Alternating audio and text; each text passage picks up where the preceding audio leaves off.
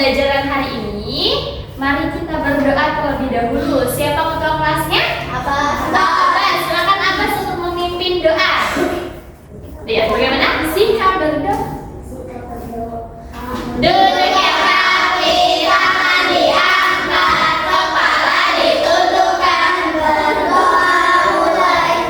A'udzu billahi minasy syaithanir rajim. Bismillahirrahmanirrahim. Alhamdulillahi rabbil alamin. Ar-Rahmanir Rahim. Maliki yaumiddin. Iyyaka na'budu wa iyyaka nasta'in. Ihdinas siratal mustaqim. Siratal ladzina an'amta 'alaihim ghairil maghdubi 'alaihim waladdallin. Amin. Lanjut, doa sebelum belajar.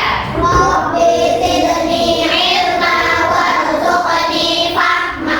Ya Allah, tambahkanlah ilmuku dan pertinggikanlah kecerdasanku.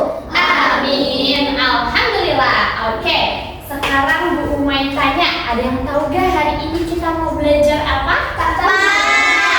IPAS. Betul, ada yang tahu gak apa kepanjangan dari IPAS? Pengetahuan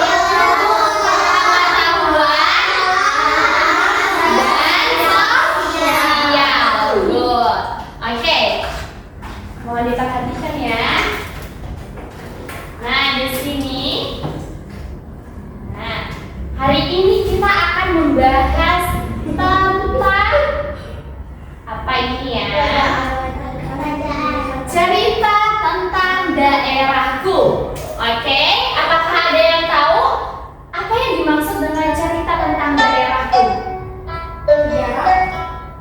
Oke, begitu ya. Selanjutnya kita akan mengkaji atau mengulas apa sih maksudnya cerita tentang daerahku, seperti itu. Next. Nah, sebelum kita mulai, kita harus mengetahui dulu apa tujuan pembelajaran hari ini yang akan kita pelajari. Yang pertama yaitu menceritakan perkembangan sejarah daerah tempat tinggal.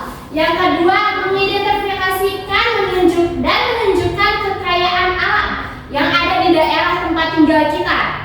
Lalu yang ketiga, menelaah pengaruh perkembangan daerah terhadap kehidupan perekonomian masyarakat di daerah tempat tinggal. Oke, ini adalah tujuan dari pembelajaran kita hari ini. Next. Nah, katanya gini, ada seorang laki-laki berkata seperti ini. Kemarin kakekku cerita tentang asal-usul kota ini, katanya. Katanya dulu kota ini adalah hutan. Tapi ceritanya panjang, lebih seru katanya. Lebih seru mendengarkan langsung dari kakekku, kata si cowok ini. Nah, kata si perempuan ini, wah seru sepertinya ya, katanya seperti itu. Nanti sore aku akan ke rumahmu ya, katanya. Aku mau dengar cerita langsung dari kakekmu, katanya seperti itu. Next. Nah, apakah kalian tahu semuanya? Apa kalian pernah mendengar dengan kata sejarah? Ada yang tahu apa itu sejarah? Apa itu bintang sejarah? Tidak tahu. Oke. Nah, yang dimaksud dengan sejarah tidak ada yang tahu juga? Sejarah itu masa lalu, betul. Nah, orang-orang di sekitar kita, di kalangan kalian semua gitu kan, semuanya pasti memiliki masa lalu. Masa lalu tentang pertemanan, seperti itu. Pasti kalian punya cerita-cerita. Dulu TK aku seperti ini gitu kan. Dulu aku di kelas 1, aku nggak tahu apa-apa, aku nggak tahu bagaimana caranya membaca gitu kan. Kalian semua itu punya cerita di masa lalu. Itu yang dimaksud dengan sejarah. Nah, mengenai berbagai hal yang benar-benar terjadi di masa lalu itu yang disebut dengan sejarah. Misalkan Sahara dulu cerita ke teman-temannya. Tahu gak sih teman-teman, dulu itu aku pernah melihat setan loh, katanya gitu. Terus dulu aku nangis di TK, contoh seperti itu. Itu namanya sejarah di masa lalu. Oke, paham semuanya? Oke, next.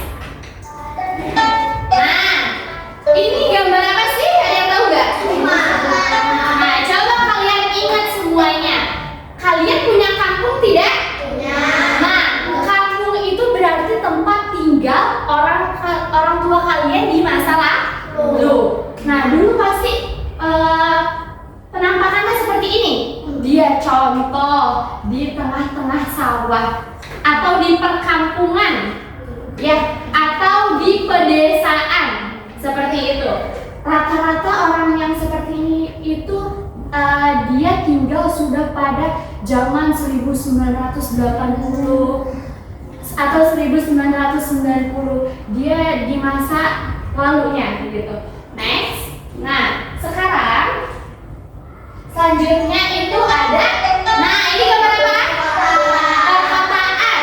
Nah perkotaan ini dia ini berarti perkembangan dari masa lalu itu. Ya, dia berkembang. Dulu yang seperti ini yang masih tidak ada gedung-gedung gitu kan, tidak ada polusi. Nah sekarang menjadi seperti ini, dia sudah banyak perkotaan, sudah banyak gedung-gedung, itu dimaksud dengan perubahan. Dari yang dulu kayak gini, di sini sekarang dia sudah naik ke tingkat yang paling atas seperti itu. Oke, nah di sini ada kerajaan-kerajaan di Nusantara. Kerajaan-kerajaan yang pernah berkembang di Nusantara dipengaruhi oleh 3 corak budaya. Ada apa aja? Kita baca bersama. Yang pertama, Hindu, Buddha, dan Islam. Nah, betul. Kerajaan bercorak Hindu dan Buddha, dari berbagai peninggalan yang ada, diketahui bahwa Hindu dan Buddha masuk di Indonesia dikarenakan dia dibawa oleh pendeta Brahma. Nah, dan pedagang apa ini? Pedagang India. Setelah itu bermunculan kerajaan-kerajaan di Indonesia. Itu singkat cerita dari kerajaan bercorak Hindu dan Buddha. Selanjutnya itu kerajaan bercorak Islam. Nah, agama Islam masuk ke Indonesia melalui para pedagang yang berasal dari mana? Dari Arab, betul. Persia dan Gujarat. Waktu itu kekuatan dari kerajaan Majapahit dan Sriwijaya sudah melemah, dia menurun. Sehingga kerajaan-kerajaan yang ada di bawah kekuasaan mereka melalui melepaskan diri dan raja-rajanya memeluk agama Islam. Akhirnya raja-rajanya memeluk agama Islam. Setelah itu mereka bermunculan kerajaan Islam di Indonesia. Itu singkat ceritanya. Next. Nah, peninggalan masa kerajaan Hindu Buddha. Yang pertama ada gambar apa ini? Candi. Candi merupakan bangunan yang dibuat dengan tujuan untuk memuliakan seseorang yang sudah mati. Siapa yang pernah ke Candi Borobudur? Nah, Candi Borobudur tempatnya ada di mana? Di Jogja. Kalau yang pernah ke sana, itu dulu dia itu dibangun dari batu. Itu tujuannya untuk apa? Untuk memuliakan seseorang yang sudah mati. Itu Candi Borobudur. Candi apa lagi? Candi Prambanan ya. Oke, next. Ini ada arca. Apa itu arca? Arca adalah patung yang terbuat dari batu yang menyerupai seseorang manusia atau hewan. Ini yang disebut dengan arca. Lalu yang ketiga ada apa ini? Nah, iya, dia bahasa dan tulisan. Nah, karya-karya sastra dan prasasti yang ditulis dalam bahasa Sanskerta dan bahasa daerah dengan menggunakan aksara apa? Aksara Palawa dan aksara turunan lainnya. Nah, yang berisi ajaran agama Buddha, catatan sejarah, dia isinya ada catatan sejarah, ada peristiwa penting lainnya. Oke, next. Ada apa ini? Karya sastra. Oke, karya sastra, karya tulis yang dihasilkan pada masa kerajaan-kerajaan Hindu dan Buddha di Indonesia yang mencerminkan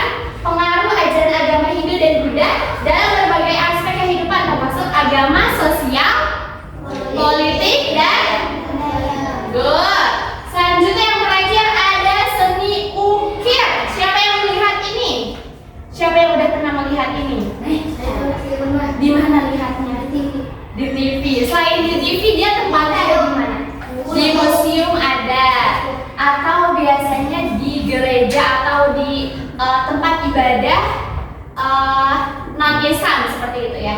Nah, ini seni ukir yang ditandai dengan penggunaan motif dan teknik ukir khas India. Khas India yang dipadukan dengan unsur-unsur lokal. Ini adalah peninggalan masa kerajaan Hindu dan Buddha. Nah, next masih ada lagi. Di sini ada peninggalan masa kerajaan Islam. Nah, yang pertama ini apa? Masjid untuk apa? Untuk beribadah. Untuk orang Islam beribadah yaitu sholat. Sholat itu ada berapa kali kita melakukan sholat? 5. Itu wajib atau sunnah? Wajib yang tidak boleh ditinggalkan. Nah, masjid salah satu peninggalan sejarah Islam di Indonesia yang banyak ditemukan. Pasti banyak. Kalian ke Aceh? Ada. Kalian ke Jawa? Ada. Kalian kemana lagi? Ke Jakarta? Ada. Di Depok ada? Ada.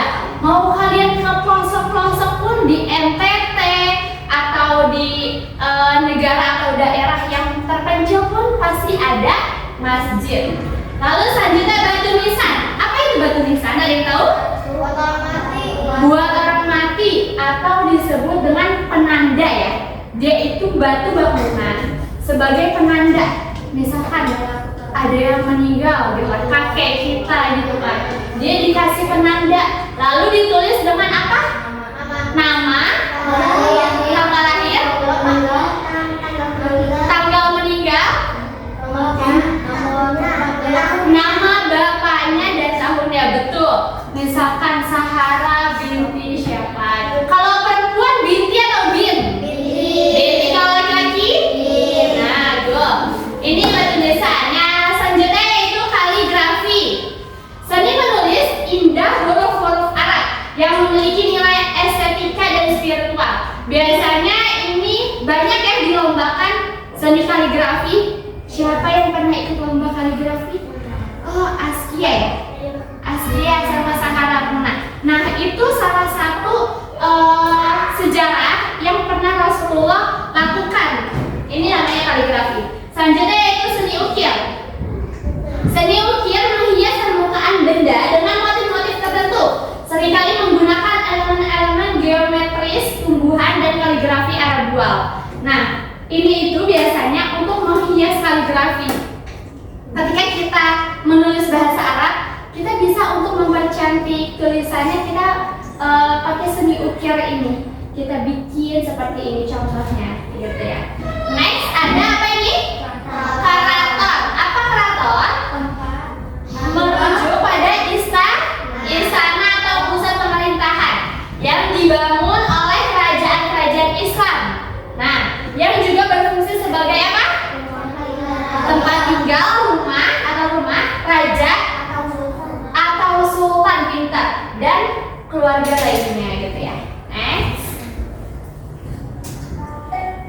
Nah, di sini Bu Mai akan menunjukkan suatu video yang berisi dengan sejarah kerajaan Nusantara. Kalau sejarah kerajaan Nusantara berarti tadi ada apa aja? Ada Hindu, Buddha, Islam. Ada 3 kategori gitu ya. Hindu, Buddha, dan Islam. Di sini kita akan menonton sejarahnya dari awal mereka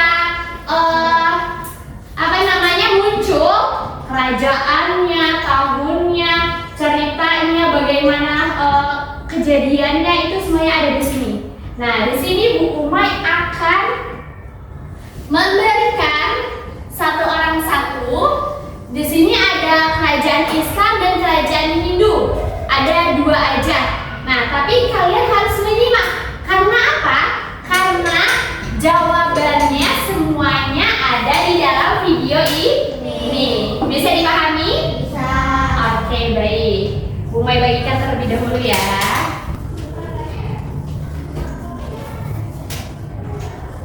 Angkat kepalanya agar tidak ngantuk. Semuanya bawa pensil? Oke.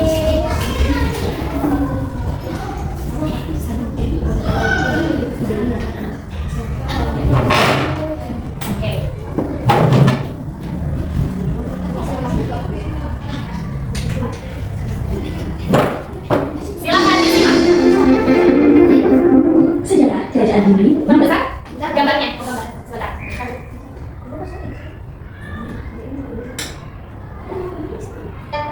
Cukup ya? Sorry.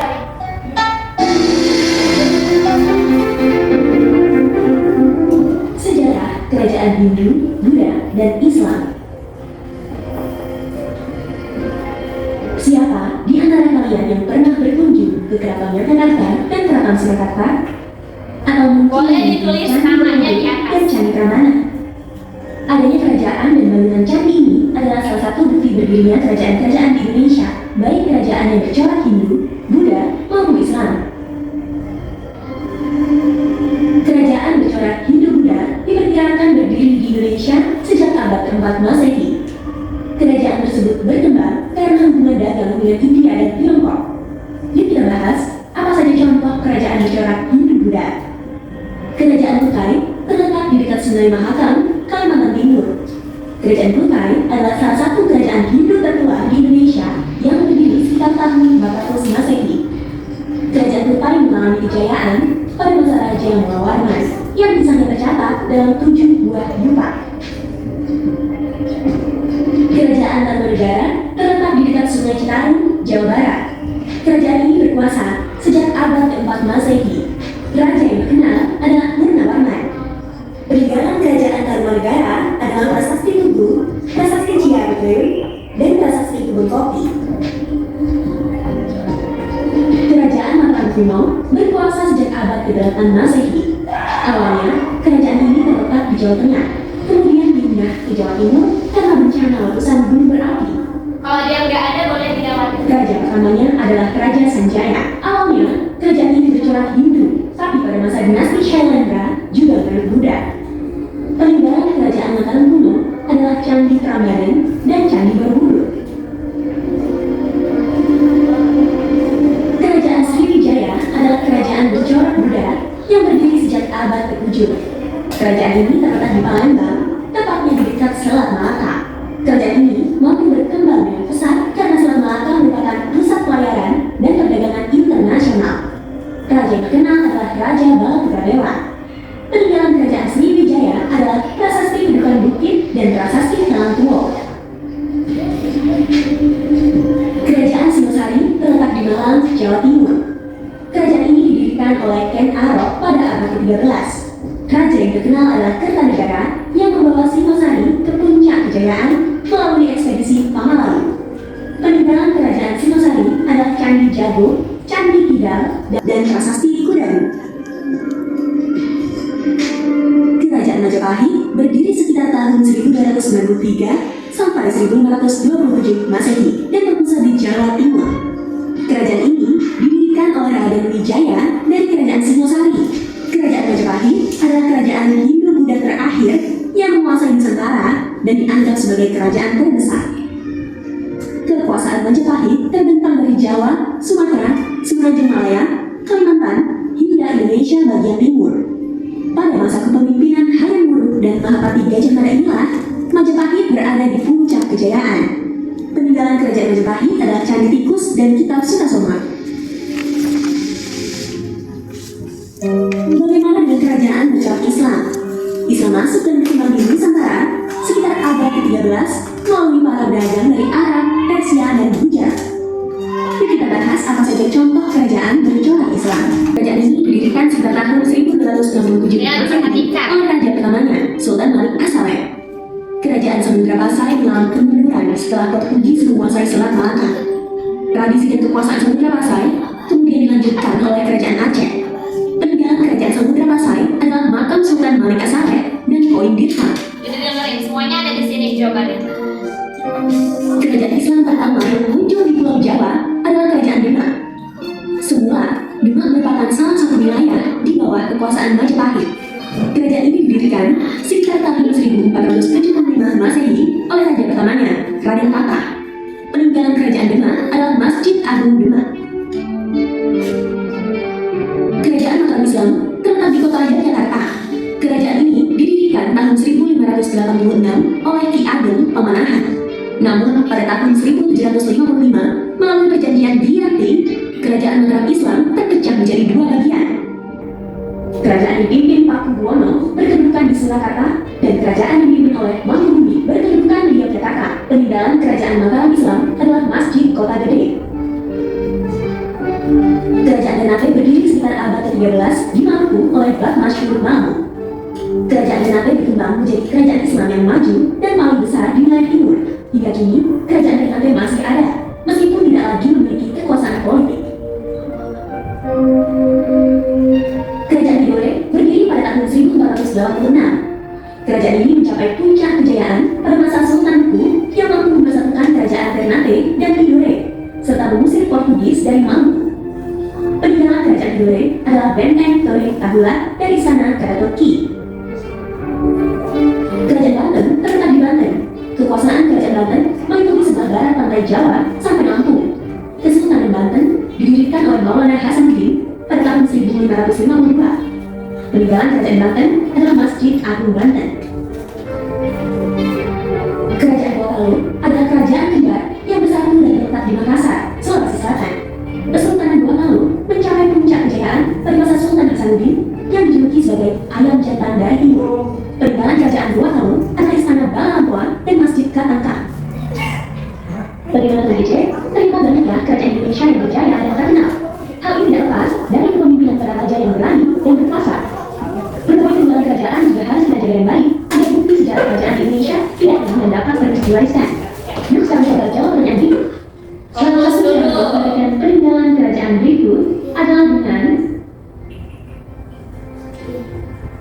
Oke, selesai. Siapa yang dapat semuanya? Udah. Siapa yang dapat 5? Yang dapat 4? Tapi Oh iya. Oke, boleh yang muslimah terlebih dahulu dikumpulkan di sebelah sini. tapi jawabannya nggak semua. Iya, nggak apa-apa.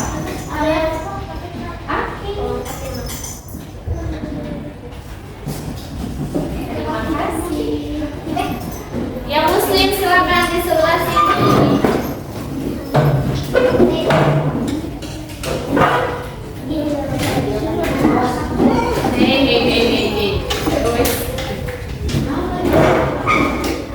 Sebelum siapa ini namanya? Abbas. Boleh sebelah sini nak. Yang baik dong. Terima kasih. Oke. Nah, sebelum menjadi negara kesatuan Republik Indonesia, wilayah Indonesia itu merupakan bagian-bagian dari banyaknya kerajaan. Ya, banyaknya kerajaan. Nah, kerajaan ini juga yang turut membantu berkembangnya Indonesia. Nah, banyak kan ya tadi ada sejarah-sejarah, ada apa namanya seperti masjid, seperti apa lagi? Tadi contoh-contohnya. Iya, apakah itu harus kita jaga atau kita biarkan? Harus kita jaga. Karena apa? Agar apa? Agar dia terawat dan tidak iya, seperti kita harus masukin kayak ke museum. Banyak kan ya di museum contoh-contoh kayak patung-patung yang terdahulu seperti itu. Jadi alhamdulillah ini yang kita pelajarin untuk hari ini. Bisa dipahami? Bisa semuanya? Oke, ada yang mau ditanyakan? Tidak? Oke, kalau gitu kita tutup dengan hamdalah.